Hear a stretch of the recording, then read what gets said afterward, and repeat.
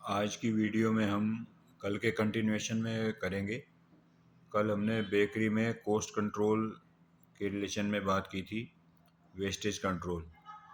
तो wastage control में हमने उसमें मैदा फ्लोर के बारे में बता दिया था, उसके बारे में बता दिया था, पोर्शन साइज़ के बारे में बता दिया था।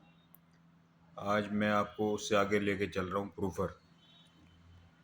तो जो भी आपका पोर्शन साइज़ होगा लोफ का, जो डिवाइडर से कटेगा, उसका उसकी एक रेंज रखनी है। उस रेंज से वो प्लस माइनस नहीं जाना चाहिए। वो स्टैंडर्ड डेविएशन जो है ऐसा रखना है कि वो माइनस में तो जाएगा ही नहीं। अगर 700 ग्राम 720 है तो वो 722 23 24 कुछ ऐसे रहेगा। तो वो अपने को एक पर्टिकुलर निकाल के रखना है कि अपना क्या चलना है। तो उसी पे मेंटेन करने के लिए जो भी नेसेसरी एक्शन वहाँ पे लिए जाने हैं, या जो भी डिवाइडर में प्रिवेंटिव मेंटेनेंस है या उसमें फाइन ट्यूनिंग है, वो सारा का सारा करना है। बिकॉज अगर वो 720 जाना था और 740 जा रहा है या 730 जा रहा है, तो that means you are losing करीब 1% वेस्टेज के करीब 1.5 के करीब वहीं पे शुरू हो गया है। वो आपका गया, क्योंकि वो आपको मिलेगा नहीं वापस। तो ये एक पॉइंट है, ये आपको देखना पड़ेगा यहाँ पे। उसके बाद अब आप प्रूफर में जाएंगे। प्रूफर में क्या क्या बेस्ट हो सकता है और क्या ख़राब हो सकता है। प्रूफर सबसे क्रिटिकल पैरामीटर है जो भी ब्रेड की क्वालिटी के रिलेशन में और वेस्टेज कंट्रोल में भी। जैसे आपको प्रूफर का टेम्परेचर और जो ह्यूमिडिटी है, that you have to adjust every 4 hour और every 8 hour wise. Like night में क्या पोजीशन रखनी है, डे में क्या रखनी है, कितना बाहर का टेम्परेचर है, आउटसाइड एम्बिएंट टेम्परेचर क्या चल रहे हैं, दिन के क्या चल रहे हैं। बिकॉज वो सारे के सारे आपको डिफाइन करेंगे आपके ब्रेड की क्वालिटी को। अब उसमें आपको स्टीमर रखना है, मान लो, जो आपको स्टीम करके उसके ह्यूमिडिटी कंट्रोल करेगी। उसको कितना मेंटेन करना है, किस टाइम वो कितना कर रहा है।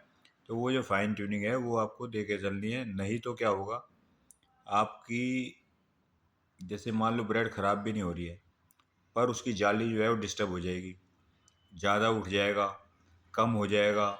तो वो at the end of day जब वो फाइनल प्रोडक्ट बनेगा तो वो कहीं ना कहीं जाके उसकी क्वालिटी में डिस्टर्बेंस आएगी, and that is a wastage. जो क्वालिटी वो सही नहीं होगी, वो डिपार्टमेंट उसको चलने नहीं देगा आगे। तो दैट बिकम ए वेस्टेज। तो that is a very very critical point. लोग क्या करते हैं, उसमें प्रूफर्स को ऑटोमेशन में नहीं रखते।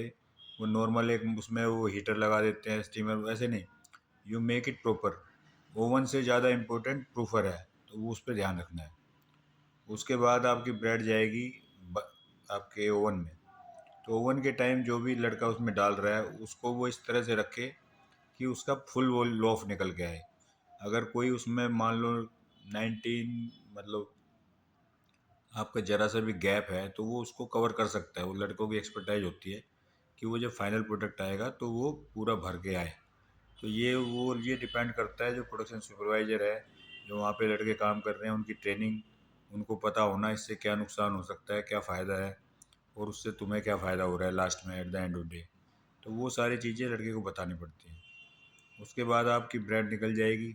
ब्रेड जब बाहर आती है तो उसमें कलर कलर बहुत बड़ा मैटर है।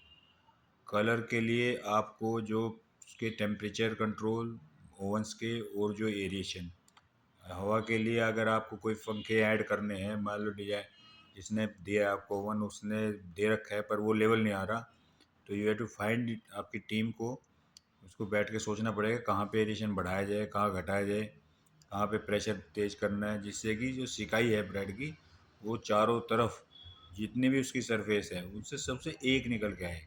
देयर शुड नॉट बी थोड़ा सा वेरिएशन ना हो। अगर एक्स आवर्स में एक लेवल निकल रहा है तो वो वाई आवर्स में भी यही निकलेगा। तो दैट इज़ अ क्वालिटी जो वेस्टेज कंट्रोल होएगा वहाँ पे। उसके बाद आपकी ब्रेड निकल रही है। ब्रेड निकलने के टाइम, डिपेनिंग के टाइम, लड़का सॉफ्ट हाथ से निकाल रहा है, उसकी कितनी थम्पिंग करनी है, कितना उसको थंप करना है, कितने में वो आ जाएगा बाहर से। और क्योंकि ब्रेड को आपको बचाना है, एक भी ब्रेड वेस्टेज का मतलब है आपको वेस्ट बढ़ गया है, दैट इज़ ए वेस्ट। तो ये आपका इस तरह से आपको करना पड़ेगा। ये उसके बाद आपकी जो ब्रेड है, तो आपकी उसमें जाएगी, जाली के थ्रू जाएगी। जो जालियाँ होती हैं एसएस की जाली रखो, जाली को क्लीन करते रहो।